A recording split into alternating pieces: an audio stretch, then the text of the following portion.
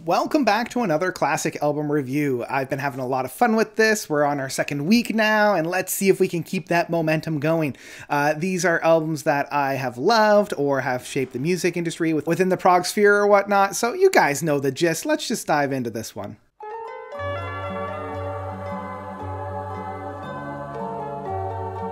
Ommadawn by Mike Oldfield. So I started my classic albums month last year with Tubular Bells, and I thought it only fitting if I touched one of my favorite albums from him, which is Ommadawn.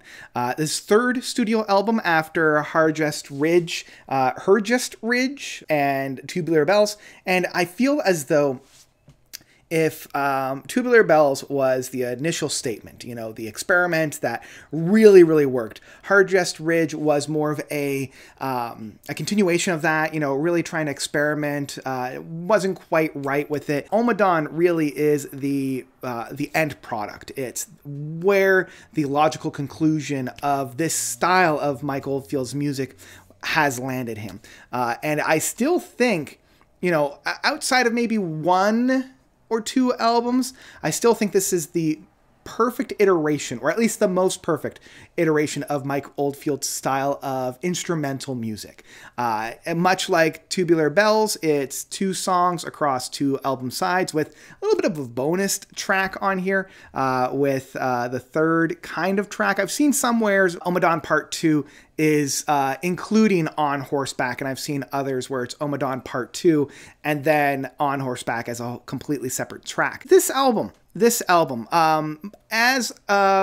Ommadawn, as well as Hergest Ridge, a lot of people, and myself being included, will say that the first side is probably the superior side of this. You know, Part 1 sounds better. And the thing that I love about this one is, you know, I feel as though this track really has two very distinct separate phases with some padding and some climb and some build up towards that. The first one being this really heartfelt, romantic, very beautiful kind of happy crescendo right around the midpoint of this track. And that's where the first half of this track really does grow and build itself towards. You know, we've got this big, lovely summer countryside and then this very jovial expression, almost like a jig within it. It's almost as if that rocking part in the second, or within the middle point of Tubular Bells Part 1, instead of it being this big rocking crescendo, was this big symphonic expression of joy and laughter and whatnot. And then after that, we have a little bit of a come down.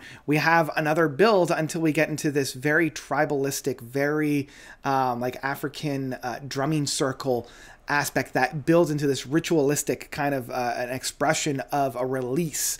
You know, it's a little bit more intense. It's a little bit more driven. And a lot of that is due to this big drumming circle that we have in the center of this, you know, and everything's built upon that. And then we have this big crescendo of this dun, dun, dun, dun, dun, dun, dun, dun, dun, dun, dun, dun, dun, dun, dun. And what it does is it reintroduces how the track actually opens up, you know, but it's in this big, powerful crescendo that, you know, this is what progressive rock, again, why I love progressive rock. It took the build up at the beginning and then recontextualized it in this new setting. And that's what I love. I absolutely love that. Ommadawn Part 2 is still good. You know, I don't want to take Ommadawn Part 2 away because I do like it. I love the symphonic aspect of it. I love the overlays of sounds and the overlays of images on there. I don't know, it doesn't really build and climb the same way that Part 1 does. You know, it doesn't have those very distinct and separate phases that it goes through. And On Horseback, I was always a little confused about it. You know, it's a very poppy, very simplistic track that grows and grows and grows, very similar to a pop track of the 1975.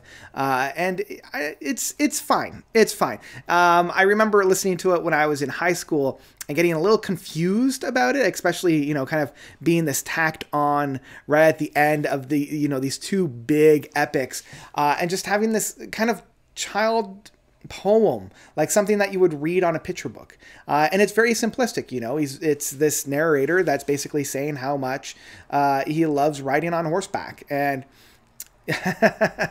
I'm trying to think of the most polite way of saying this.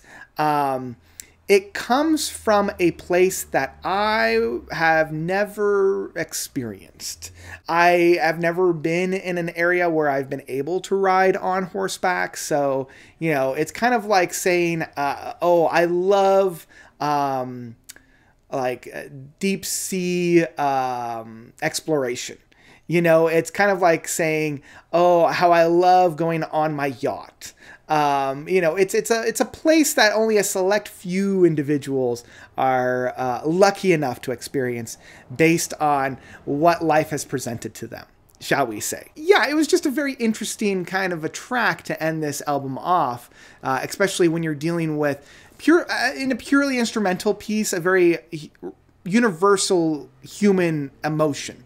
And ended it off with, oh, I like beer, I like cheese, I like thunder, I like rain, I love the warm fire. It's like, yeah, these are things that most humans have experienced.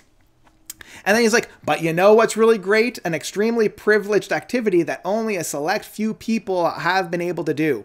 That's where it's really at. That's really living. And I'm like, my guy, oh boy, and it's more of my afterthought, you know, it's after thinking about it and after processing it, and I'm realizing that the bulk of this review is talking about On Horseback. Yeah.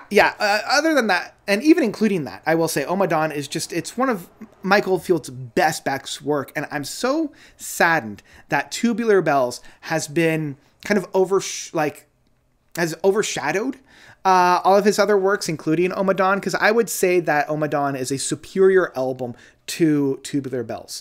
I think that the music that's found on Ommadawn is better. I think it's more realized. I think he has taken everything that he's learned and improved upon it. And it's just a shame that Mike Oldfield at this point has constantly kind of attempted to reinvent Tubular Bells with Tubular Bells 2, the Millennium Bell, Tubular Bells 3, Tubular Bells 2003, and I think now he's coming out with Tubular Bells 4.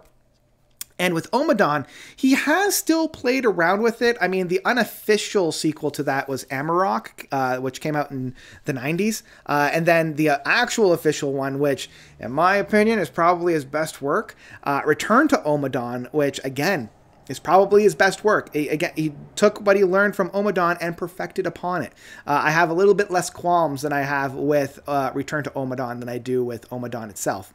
And even my qualms that I have with Ommadawn are very surface level. It's nitpicking, really, at this point. But yeah, that's what I've got.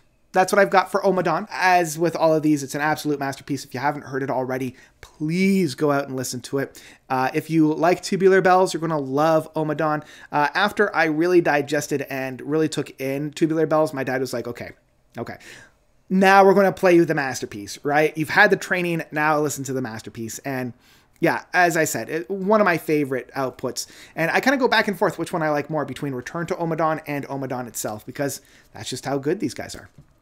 And yeah, I think that's where I'm going to leave it for today. Just a nice, short, sweet, really snap and punchy kind of album review in that case. Love Ommadawn. Go and listen to it. It's an absolute masterpiece. And that's what I've got for you guys today. So what do you guys think about Ommadawn from Mike Oldfield? Do you love it? Do you hate it? Whatever you thought, please let me know by commenting down below.